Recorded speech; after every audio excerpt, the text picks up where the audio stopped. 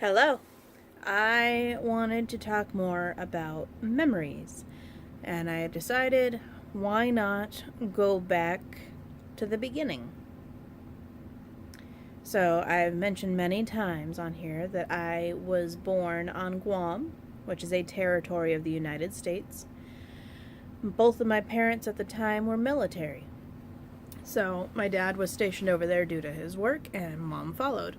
And yeah, we lived there for about 3 years. And then we moved to North Dakota because my dad, working on B 52s, had a limited number of places he could go, and they did not want to go to Louisiana. So we went to North Dakota. In 91, my brother was born. And I thought it was kind of cool having this little brother. And everything was hunky dory. We were kind of the picture family. We had, a mom, a dad, 2 kids, a boy and a girl. Around the time my brother was 3, he was diagnosed with autism. And this kind of threw everything on its head because at the time there weren't any programs for those with mental disabilities. So it was pretty much take him home, do what you can, and when he's old enough, there's kind of special ed classes he can go to. And that was it. There was no therapies and all that, beneficial stuff that we have now. So my mom took the early out from the military, and we moved about 20 miles or so north to a small town of Lansford. We moved in the middle of the school year because that's when everyone moves, and I got put in a room with all these kids that have known each other since forever, and at least for that first year I was kind of the unwanted person. The bullies made fun of me, and the few people who were okay with me talked to me when they could. And as it went on and it seemed like I wasn't leaving, they started all at least accepting that I was there. I was the shortest in my class, so I got called shrimp a lot. Yeah. By bullying, I never was like abused or anything. It was just the name calling, the not wanting to be in groups with me, not calling me for the sports team, all that crappy stuff, but I never was hit or anything like that. As elementary school went on, I kind of grew into the person that I was going to be. I was still short. I was short until like junior high. And yeah, I made friends. I made sort of not friends. We moved on. My class size dwindled as people came and left. And I graduated 6th grade with a class of 6. My entire elementary school, K through 6, had 34 students in it, I think, by the end. So, yeah, we were small. And then we had to choose which junior high school would we go to, because where Lansford was, there were 2 schools in equally distant locations. So you could go to Mohall or you could go to Glenburn. Mohall was definitely more north, so it was more the farmers, the same old, same old. Glenburn, which was south and closer to the base, definitely more often had transfers of military children coming in and out. We chose Glenburn for me because it was closer to where my mom was working at the time, my dad was working, it just made sense.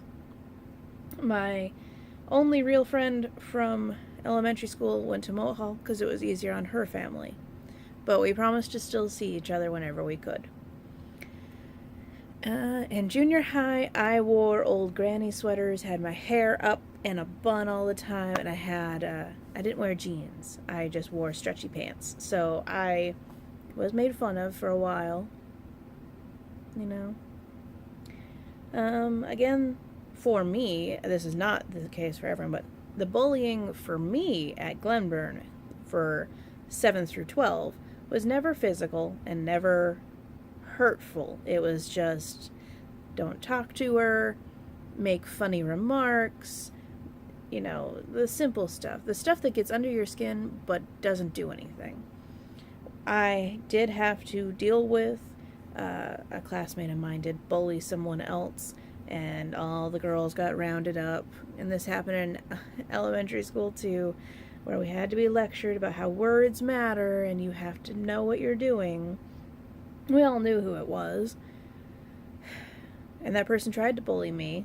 I doubt she remembers it, but it was our first Christmas pageant in 7th grade, and she was trying to bully me. And I'm like, come on. I have been doing this for 6 years with you. It ain't gonna work. So, yeah. I just pretty much kept my head down in junior high and did my work. High school, I pretty much tried to do the same. I kind of made friends, but it was more or less just go to school, go home, go to school, go home. And if you remember the pictures, I was really skinny up until about 7th or 8th grade. In 7th grade, I was diagnosed with asthma, which meant I couldn't go running as efficiently. I could still run, but not as efficiently. And then on top of that, I think I was a bit depressed for being in a new school that I didn't fit in well with. I wasn't with the friends I knew. And since most of my friends were doing other things, after school we wouldn't go running around and playing like we used to. So I would come home, hop in my recliner chair with my backpack and my dog, and I would spend my night there. I would do my homework, and I would watch TV. And that's how I got fat. So, there's that. Yeah, high school went okay. I struggled with a few things. Math was never my strong suit. I was terrible at algebra. And it wasn't until college, in senior year we could take college courses, and it wasn't until then that algebra started clicking with me, and I had a new teacher, and it was kind of nice. I don't think I did anything terribly embarrassing in high school. I wore light-up shoes for a year, but I was kind of like in a rebellious phase while I was there. So I'm like, yeah, I got light-up shoes. Woo! I also got my hair highlighted once, and I was in band. I played flute, and I was in choir. I was soprano. I stood out because I would sell wreaths every year for band and choir, and I was, out of my 6 years, I was top seller at least 4 times. So, that was fun. And, yeah. A lot of things started happening in my senior year. Well, what year? My parents got divorced when I was in, I want to say 9th grade, but I could be wrong. And then everything kind of just started chipping away. So my dad divorced my mom. They didn't get along for a while. He'd come over to visit on weekends. And then my senior year, my dad stopped paying for the house I was living in. So it was being foreclosed on while we were still living in it, and no one told us. It was just, oh hi, I'm here to change the locks. I didn't know there was people here. So that was a lot of drama. A lot. In the long term, we lost the house, but we were able to keep it for long enough for me to finish high school and a little bit into college. And yeah, that sucked. And it sucks for everyone. Like, my brother, with his autism, had to move from the only home he really knew. And that has affected him profoundly. His first apartment he lived in with Mom, he wouldn't take his shoes and coat off. He just wouldn't. He wouldn't lay in bed. He slept on the floor. So we moved them up here to Minot. And he would take his shoes and coat off at the other apartment on the other end of town.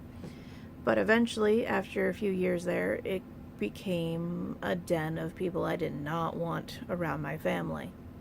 So we moved my mom and brother closer to me on this end of town.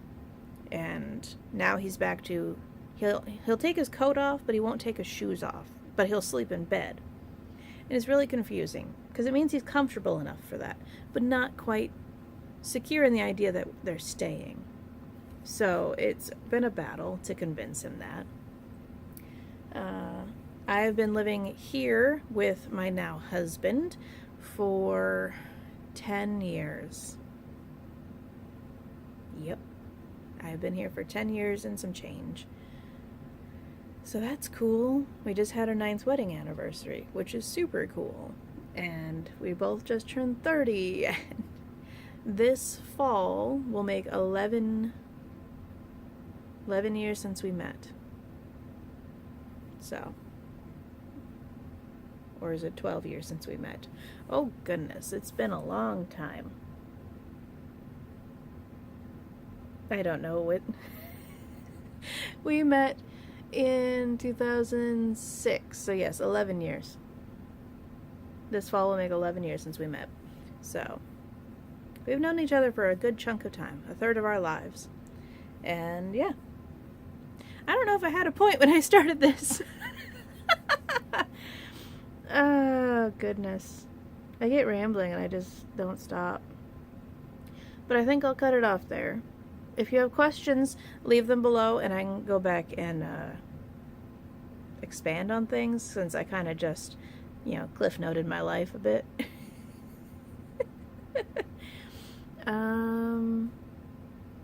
Yeah. That's it. It's Monday. So, I hope you have a great day. And I will see you in the next one, possibly with my sidekick. We shall see. So, bye.